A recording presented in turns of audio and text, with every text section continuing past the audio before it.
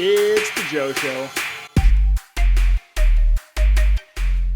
Hello and welcome to the Joe Show with me, Joe! It's the Joe Show! This is the show where I read an article a day to keep my stupid away. Today's article is entitled, Deepfake Music is so good it might be illegal. There is something called a deepfake happening in the past couple of years with the rise of artificial intelligence and neural networks. What is happening is that we are now able to deepfake video. And by that, we mean make fake video. We can take a video that has one celebrity and replace their face with another celebrity, do it for newscasting so we can make people seemingly say things that they haven't ever said. It's actually quite a scary technology. And now we're finally applying that to AI music. AI generated music is finally good. This week, a programmer mimicked Jay-Z's voice and cadence so effectively that his agency Rock Nation got SoundCloud to take the track down. Hey, Joe here from the future.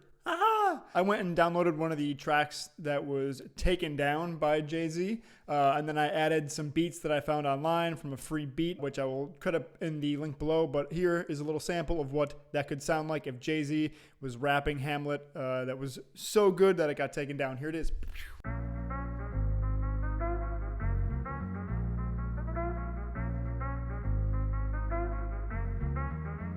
To be or not to be, that is the question. Whether it's his novel in the mind to suffer the slings and arrows of outrageous fortune, or to take arms against the sea of troubles and by opposing and them to die, to sleep no more, and by sleep to say we inherited kin, the thousand natural shock that flesh is here told.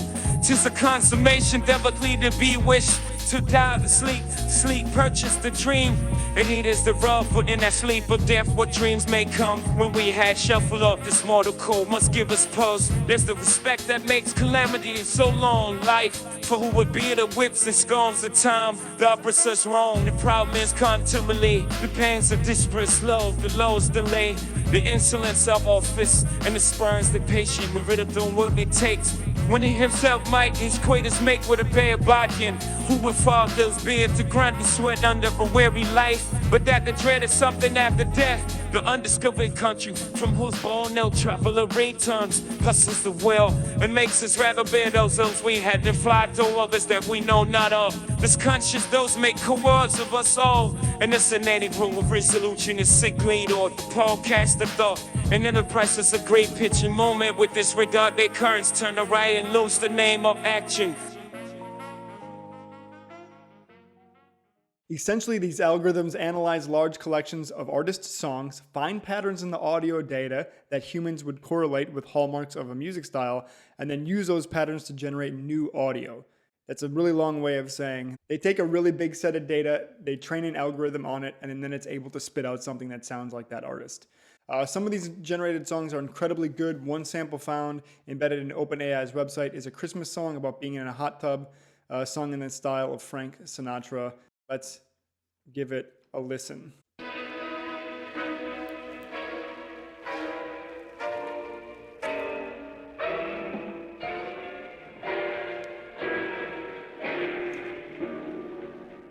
It's Christmas time and you know what that means. Oh, it's hot tub time. As I like the tree this year, will be in a tub.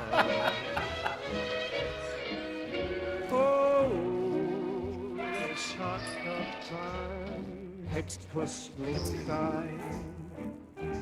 And so no upset news. It's my tub time. That's actually pretty good. I mean, the music and lyrics were generated by an AI.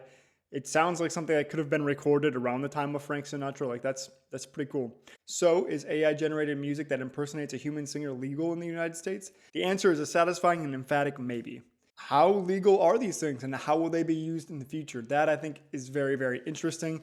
I know that in the dance world, for example, using kind of up and coming artists and singers is very common because they don't have these producers, these bedroom producers don't have access to someone like Jay-Z, to someone like Justin Bieber. But if these AI generated voice libraries can just be used by these artists to just start creating tracks that have never actually touched Jay-Z. Does Jay-Z get a portion of the proceeds of the track? Who gets proceeds from the track? If Jay-Z feels like his rights were violated by someone using his voice, our voices are very unique. No one can sound like me. No one can sound like Jay-Z, or it's very hard to sound like somebody because our voice is very unique. Our cadence, our structure, the way we talk, the way that our jaw physically aligns on our face affects how we sound. I definitely think they should be protected. How, I don't know. And I would also hate to stifle the creativity of people using this